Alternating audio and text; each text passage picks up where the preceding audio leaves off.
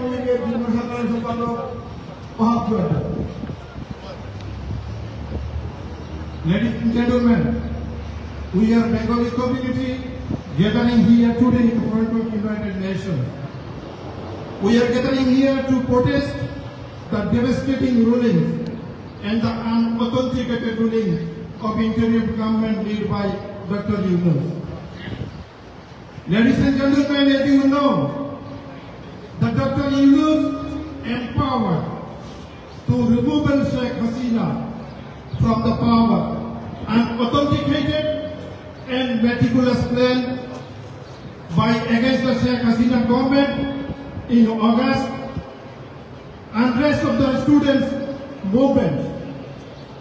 What happened in Bangladesh right now? What did happen in Bangladesh right now? The Bangladesh is going underway in a terrorist country. The Islamic activists and the fundamentalists are ruling in our country right now. The Islamic activists and the fundamentalists, they are killing our people. They are burning the house of our innocent people. They are burning of our activists of Bangladesh. I urge the United Nations, please keep on your eyes on the Bangladesh. Please give the session. Please give the session to our interim government leading by Dr. Yunus. Please save our country. The Bangladesh, please save our country from the terrorists of the Bangladesh Islamic activities. Joy Bangla, Joy Bangla. আমি সভাপতি, যিনি যুক্তরাষ্ট্র আওয়ামী লীগকে সুসংগঠিত করার জন্য প্রত্যেকটি স্টেটে এমনকি এই নিউ ইয়র্কের মাটিতে দিন রাত পরিশ্রম করে যাচ্ছেন আমার প্রিয় নেতা যুক্তরাষ্ট্র আওয়ামী লীগের সভাপতি ডক্টর সিদ্দিকুর রহমান। এখানে উপস্থিত আছেন আমার আরেকজন শ্রদ্ধাভাজন বড় ভাই ডক্টর প্রদীপ রঞ্জন কর। উপস্থিত আছেন নিউ ইয়র্ক মহানগর আওয়ামী লীগের সভাপতি রফিকুল ইসলাম রফিক ভাই এবং যুক্তরাষ্ট্র আওয়ামী লীগের নেতৃবৃন্দ, মহানগর আওয়ামী লীগের নেতৃবৃন্দ, স্টেট আওয়ামী লীগের নেতৃবৃন্দ, যুবলীগ, স্বেচ্ছাসেবক লীগ এবং আমার প্রাণপ্রিয় সংগঠন বাংলাদেশ ছাত্রলীগ যুক্তরাষ্ট্র শাখার নেতৃবৃন্দ। আজকে আমরা এই জাতিসংঘের সামনে উপস্থিত হয়েছি। বিশ্ববাসীকে জানান দিতে চাই, এই জাতিসংঘের সামনে থেকে আজকে বাংলাদেশে ডক্টর অবৈধ ইউনূস এর নেতৃত্বে বাংলাদেশ একটি অস্থিতিশীল পরিস্থিতিতে এগিয়ে যাচ্ছে। আজকে বাংলাদেশের সাধারণ মানুষের বাড়িঘর পুড়িয়ে দেওয়া হচ্ছে, সাধারণ মানুষকে জেলে প্রেরণ করা হচ্ছে এবং যারা আওয়ামী লীগ করেছে আওয়ামী লীগের নেতৃবৃন্দকে নির্মমভাবে হত্যা করতেছে, তাদের বিভিন্নভাবে শাস্তি দেওয়া হচ্ছে। আজকে এই যুক্তরাষ্ট্রের মাটি থেকে একটা কথা পরিষ্কারভাবে জানিয়ে দিতে চাই, ওই ইয়াহিয়া খানও বাংলাদেশ আওয়ামী লীগকে নিষিদ্ধ করেছিল। অবৈধ প্রজ্ঞাপন দিয়ে বাংলাদেশ আওয়ামী লীগকে নিষিদ্ধ করা যায় না। আপনারা দেখেছেন এত কঠোর পরিস্থিতির মাঝেও বাংলাদেশ আওয়ামী লীগ, যুবলীগ, স্বেচ্ছাসেবক লীগ নেতাকর্মীরা, ছাত্রলীগের নেতাকর্মীরা ওই ঢাকা শহরে আজকে গতকাল বাংলাদেশ আওয়ামী লীগের পার্টি অফিসকে দখল মুক্ত করেছে। এটাই হচ্ছে বাংলাদেশ আওয়ামী লীগের কর্মী। বাংলাদেশ আওয়ামী লীগ মানে বাংলাদেশ স্বাধীনতার সপক্ষের শক্তি। যতদিন বাংলাদেশ হবে ততদিন বাংলাদেশ আওয়ামী লীগের অস্তিত্ব থাকবে বাংলাদেশের মাটিতে।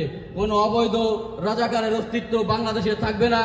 আপনারা যারা আজকে দেখেছেন 90,000 কোটি টাকা বাংলাদেশ থেকে পাচার করেছে এই অবৈধ ইউনূস সরকার এবং তাদের উপদেষ্টারা গত 9 মাসে। আমরা পরিষ্কারভাবে জানিয়ে দিতে চাই, বাংলাদেশ আপনার বাপের সম্পত্তি না।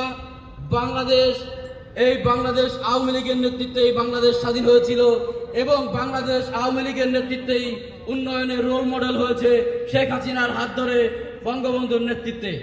আজকে আপনারা যারা এখানে উপস্থিত হয়েছে, আপনাদের আমি আমার ছাত্রলীগের পক্ষ থেকে অসংখ্য ধন্যবাদ জানাই এবং পরবর্তীতে আমাদের স্টেট ডিপার্টমেন্টের সামনে যে প্রোগ্রাম আছে এইখানে আপনারা সবাই যাবেন।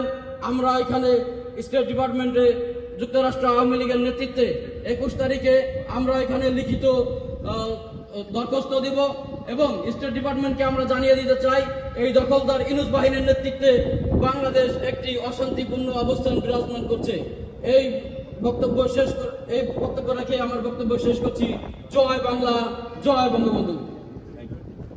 আজকের এই ডেমনস্ট্রেশনের একটাই বক্তব্য, অবৈধ ইউনূস সরকার তার অবৈধ সিদ্ধান্ত বাংলাদেশ আওয়ামী লীগ সহযোগী সংগঠনকে ব্যান্ড আমরা মানি না, মানব না।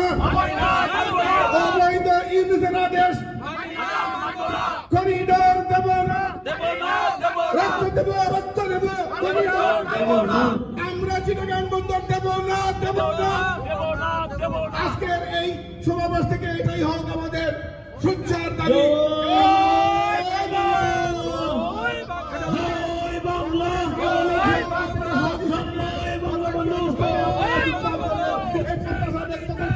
আমাদের